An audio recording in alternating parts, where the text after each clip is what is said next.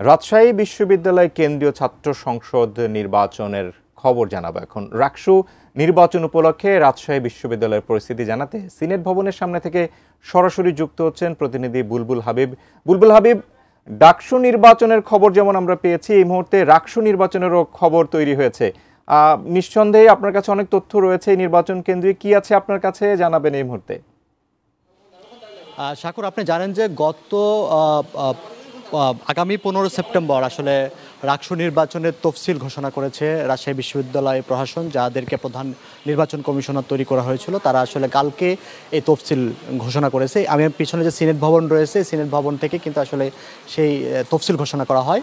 এটা প্রায় 35 বছর পর আসলে এই রাকসু নির্বাচন ঘোষণা করা হলো, কারণ প্রতিষ্ঠার এক দশক পরে আসলে 1962 সালে রাকসু প্রতিষ্ঠিত হয়। এরপরে কিন্তু 14টি নির্বাচন হয়েছে। সর্বশেষ নির্বাচন অনুষ্ঠিত হয়েছিল 1989 সালে।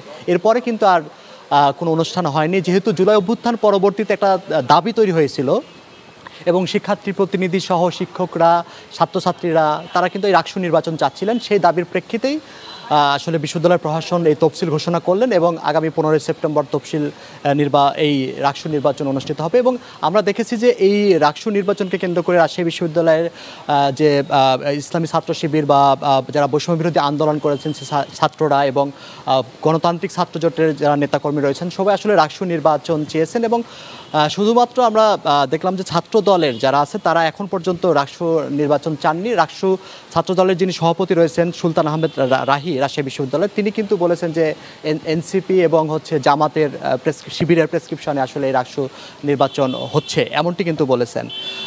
তো তাছাড়া কিন্তু আসলে আমরা মোটামুটি বলা যায় যে সব সংগঠনই রাকসু নির্বাচন চেয়েছেন এবং ছাত্ররা কিন্তু বিশ্ববিদ্যালয় এখন পর্যন্ত পরিস্থিতি ভালো রয়েছে। গণতান্ত্রিক ছাত্র জোট কিন্তু দুপুর 12:30টার দিকে প্রেস ব্রিফিং ডেকেছে। তো যেহেতু আমাদের সাথে গণতান্ত্রিক ছাত্র জোটের নেতা রয়েছেন, তার কাছ থেকে আমরা একটু জেনে নেব যে ছাত্রফ্রন্টের উনি রাজশাহী বিশ্ববিদ্যালয়ের আহ্বায়কের দায়িত্বে আছেন ফুয়াদ রাতুল। আপনারা বলেন যে আসলে নির্বাচনের দাবিতে তো আপনারা আন্দোলন করছিলেন, তো নির্বাচনের তফসিল তো ঘোষণা করলো, এখন কি বলবেন আপনারা? আচ্ছা, দীর্ঘ 35 বছরের আমাদের যে আন্দোলন, সেই আন্দোলনের ফসলই কিন্তু রাকসু। ফলে আমরা অত্যন্ত খুশি, আমরা রাকসুর তফসিলকে স্বাগত জানাই। তবে আমাদের কিছু আপত্তি রয়েছে, যেমন রাকসুর তফসিলে বলা আছে যে রাকসুর ভোট কেন্দ্র হলগুলোতে স্থাপন করা হবে। কিন্তু আমরা মনে করি যে আমাদের অতীতে ডাকসুর যে অভিজ্ঞতা, সেই তিক্ত অভিজ্ঞতা থেকে আমরা জানি যে হলগুলোতে ভোট কেন্দ্র স্থাপন করা হলে রাকসুকে নানাভাবে প্রভাবিত করার সম্ভাবনা রয়েছে। সেই জায়গা থেকে আমরা গণতান্ত্রিক ছাত্র জোটের পক্ষ থেকে আমরা চাই ভোট কেন্দ্র যাতে একাডেমিক ভবনগুলোতে স্থাপন করা হয়। এছাড়া দীর্ঘ 35 বছরের এই যে আন্দোলনের ফসল, আমরা চাই যে এটা সুষ্ঠু হোক, নিরপেক্ষ হোক, এটা যাতে কোনোভাবে নষ্ট না হয়। সে জায়গা থেকে আমরা একটা লেভেল প্লেইং ফিল্ড চাই। এবং প্রশাসনের আসলে আমাদের বিশ্ববিদ্যালয়ে কিছু অনাকাঙ্ক্ষিত ঘটনা ঘটেছে, যেমন গণতান্ত্রিক ছাত্র জোটের মশাল মিছিলে হামলা করা, কোরআন পুড়িয়ে সাম্প্রদায়িক দাঙ্গা লাগানোর চেষ্টা করা।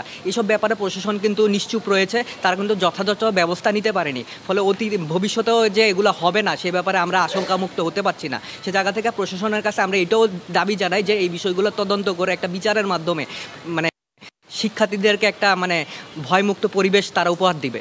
ধন্যবাদ আপনাকে। তা আসলে তারা বলছিলেন যে গণতান্ত্রিক পরিবেশের কথা বলছিলেন, তো এর বাহিরে আসলে বলা যায় যে বিশ্ববিদ্যালয়ের পরিবেশ কিন্তু এখন পর্যন্ত আমরা দেখেছি যে শিক্ষার্থীদের মধ্যে একটা উৎসবমুখর পরিবেশই রয়েছে। যেহেতু শিক্ষার্থীরা তারা তাদের দীর্ঘদিনের দাবি রাকসু নির্বাচন চান, ফলে সেই প্রশাসনের পক্ষ থেকেও বলা হচ্ছে যে তারা আসলে যে কোনো ধরনের অপ্রীতিকর ঘটনা যাতে না ঘটে এবং সে ব্যাপারে প্রশাসন তৎপর রয়েছে। এবং প্রশাসন বলছে একদম সংবিধান অনুযায়ী, গঠনতন্ত্র অনুযায়ী রাকসুর যে গঠনতন্ত্র রয়েছে সেই গঠনতন্ত্র অনুযায়ী একবারে সুষ্ঠু পরিবেশে, কোনো ধরনের প্রভাবান্বিত না হয়ে সুষ্ঠু পরিবেশে এই নির্বাচন তারা আয়োজন করবেন।